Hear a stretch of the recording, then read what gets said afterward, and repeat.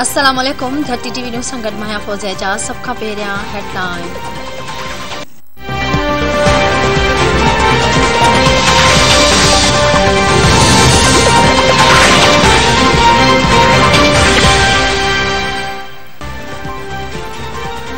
वज़ीर आज़म शहबाज शरीफ जी सदारत में वफ़ाक़ी काबीना जो पहिरियों इजलास। वफ़ाक़ी काबीना के मुल्की माशी सूरत हाल ते ब्रीफिंग ॾिनी वई। काबीना खे आगाही ॾिनी वई त GDP शरह 2017-18 में 6.1% हुई। 2020 खां 2022 ताईं 4% आहे। महांगाई जी शरह 2018 खां 3.9 हुई। 2020 खां 2022 ताईं 10.8% रही आहे। खाधे पीते जे शयुनि में महांगाई जी शरह 2018 में 2.3% हुई। खाधे पीते जी शयुनि में महांगाई जी शरह 2020 ऐं 22 में 10.2% आहे। बजट खसारो 2018 में 256 अरब रुपया हुयो, जॾहिं त बजट खसारो 2020 ऐं 21 ऐं 22 में 56 अरब रुपया सैकड़ो रहियो आहे। अवाम कर्ज़ 2018 में 24,913 अरब रुपया हुआ।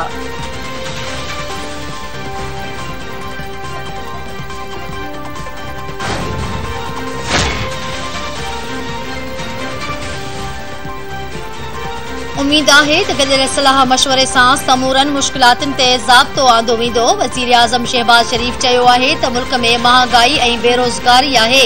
गुज़िरियल हुकूमत बेरोज़गारी ऐं महांगाई ते ज़ाब्तो आणण में नाकाम रही। हाणोकी सूरतहाल में ललकारनि ऐं कम करण जा मौक़िया बि आहिनि। ॾुखियायूं ज़रूर ईंदियूं पर मसला हल थींदा। सियासी इत्तिहाद ज़ाती पसंद नापसंद खां मथां उथी अवाम जी ख़िदमत कंदो। तजुर्बेकार माण्हू काबीना जो हिसो आहिनि जिन कुर्बानी ॾिनियूं आहिनि।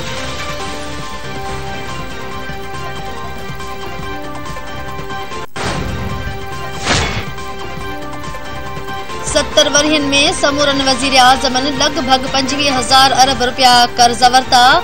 इमरान ख़ान प्यूटन 4 सालनि में 20 अरब रुपया कर्ज़ वरितो। नाणे जे वफ़ाक़ी वज़ीर मुफ्ता इस्माइल चयो आहे त इमरान ख़ान जो सॼो ख़र्च तक़सीम थियो आहे। 2017 में वाध जी शरह 6.1% हुई। असद उमर 1 साल में 9.1% बजट खसारो कयो। मुल्क में महांगाई 17.3% आहे। अॼु ॿेराड़ी वारनि इलाक़नि में शहरनि खां वधीक महांगाई आहे। नून लीग जे 5 सालनि जो बजट खसारो 1,600 अरब हो। हलंदड़ साल 5600 अरब रुपया आहे।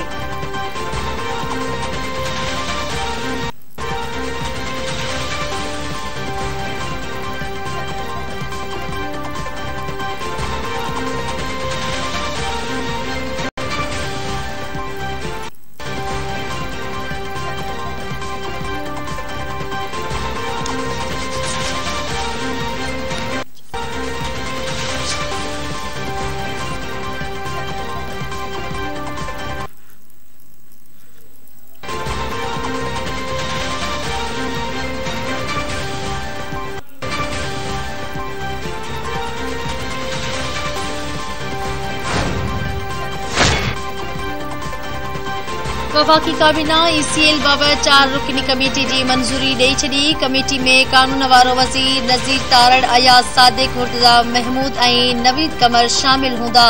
कमेटी ECL पॉलिसी बाबति तब्दील समेत ॿिया मामला ॾिसंदी। कमेटी नाणे जी वफ़ाक़ी वज़ीर मुफ्ता इस्माइल जो नालो ECL मां कढण जी मंज़ूरी ॾेई छॾी। ECL कमेटी TORs जो जाइज़ो वठी काबीना खे रिपोर्ट पेश कंदी।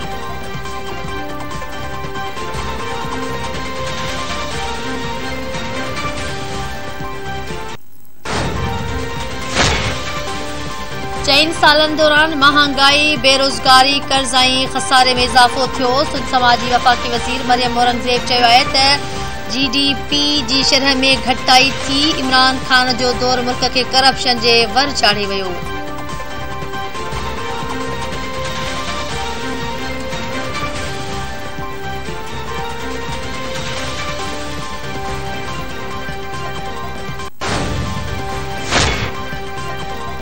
बिलावल भुट्टो ज़रदारी ऐं वॾे वज़ीर सैयद मुराद अली शाह विच में टेलीफोनिक राब्तो। वॾे वज़ीर सैयद मुराद अली शाह पीपी चेयरमैन खे मेहड़ बाह वाक़े बाबति ब्रीफिंग ॾिनी। बिलावल भुट्टो ज़रदारी जो चवणु आहे त मेहड़ में बाह सबबि सड़ी फोत थियल ॿारनि जो वाक़ियो अफ़सोसनाक आहे। मुतासिरनि खे ॾुख जे हिन घड़ी में अकेलो न छॾियो वेंदो।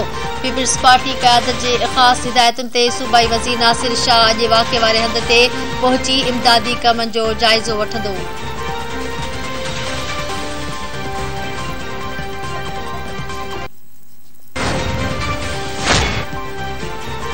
इस्लामाबाद हाई कोर्ट तोशाखाना जा तफ़सील अवाम आॾो आणण जा हुकुम जारी करे छॾिया।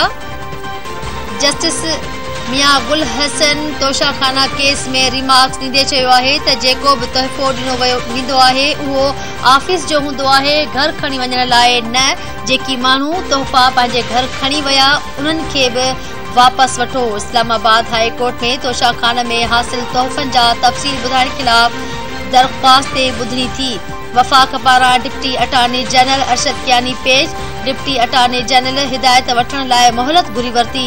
अदालत करार ॾिनो आहे त पाकिस्तान इंफॉर्मेशन कमीशन जे आर्डर ते मनानामो जारी नाहे। काबीना डिवीजन मालूमात फ़राहम करण जी पाबंद आहे।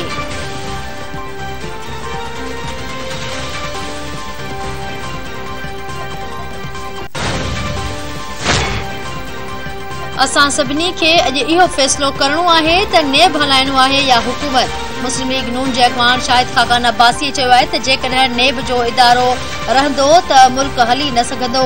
उमीद आहे त काबीना उन हवाले सां बहितर फ़ैसिलो कंदो।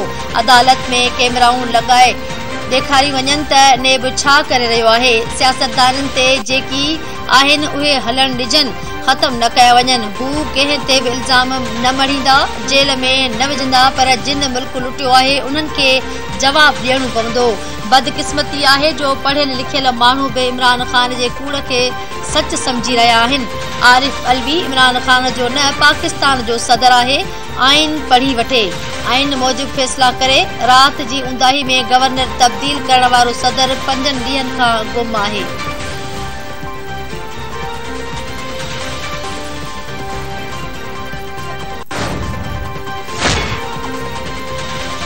Tehreek Insaf foreign funding case जो फ़ैसिलो 3 ॾींहनि में करण जो हुकुम अदालत में चैलेंज करे छॾियो। पीटीआई जे general secretary Asad Umar foreign funding case जो फ़ैसिलो 3 ॾींहनि में करण वारे इस्लामाबाद हाई कोर्ट जे हुकुम ख़िलाफ़ कोर्ट में इंटर कोर्ट अपील दाख़िल करे छॾी।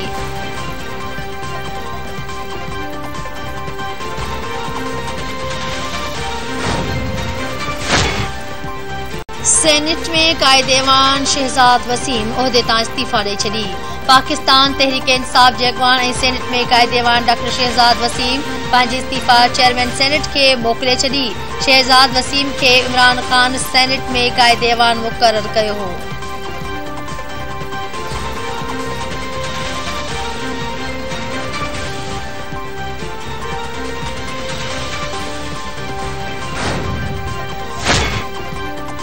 तहरीक इंसाफ हमज़ा शहबाज खे वॾी वज़ारत जो वोट ॾियण वारनि मेंबरनि ख़िलाफ़ रेफरेंस इलेक्शन कमीशन खे उमाड़े छॾियो। बाग़ी मेंबरनि ख़िलाफ़ रेफरेंस पंजाब असेंबली जे स्पीकर परवेज़ इलाही इलेक्शन कमीशन खे मोकिले छॾियो। पीटीआई जे 26 बाग़ी मेंबरनि ख़िलाफ़ रेफरेंस स्पीकर जी नुमाइंदे इलेक्शन कमीशन में जमा कराया। रेफरेंस मूजिब बाग़ी मेंबरनि हमज़ा शहबाज खे वोट ॾेई आर्टिकल 63A जी भञगड़ी कई आहे। संदनि ख़िलाफ़ कार्रवाई कई वञे।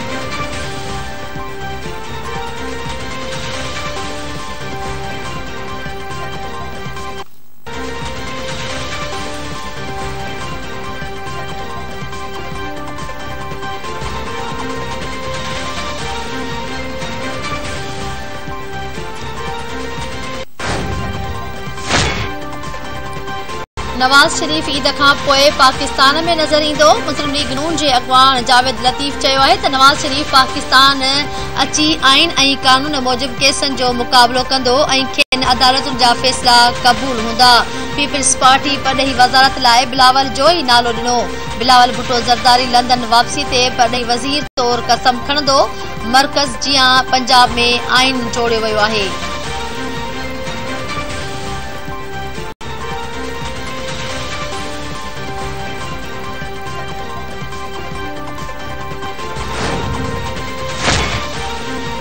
लाहौर हाई कोर्ट में नवाज शरीफ जो नालो ECL मां कढण वारी दरख्वास्त ते अॼु ॿुधणी थी न सघी। लाहौर हाई कोर्ट बेंच जे सरबराह जे रुख़सत थियण सबब केस जी ॿुधणी न थी।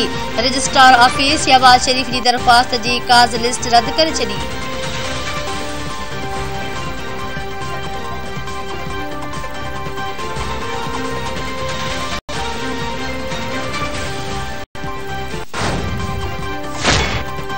मुल्क में 24 कलाकनि दौरान कोरोना सबब वधीक 4 ॼणा हयाती विञाए वेठा। सिहत जे क़ौमी इदारे NIH जो चवणु आहे त मुल्क में गुज़िरियल 24 कलाकनि दौरान 75 नवां केस साम्हूं आया आहिनि। आकारी केसनि जी शरह 0.2535 रही। 215 मरीज़नि जी हालत ॻणितीअ जोगी आहे।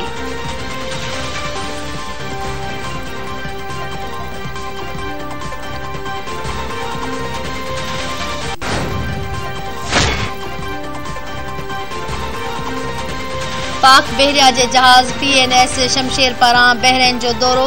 पाक बहरिया जे तर्जमान चयो आहे त बहरीनी बंदरगाह मीना सलमान आमद ते पाक बहरिया जे जहाज़ जी शानदार आजियां कई वई।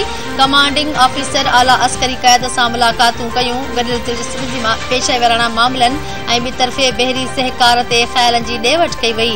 तर्जमान मूजिबि दौरे सां ॿिन्ही मुल्कनि विच में ॿितरफ़नि लाॻापनि खे वधीक हथी मिलंदी।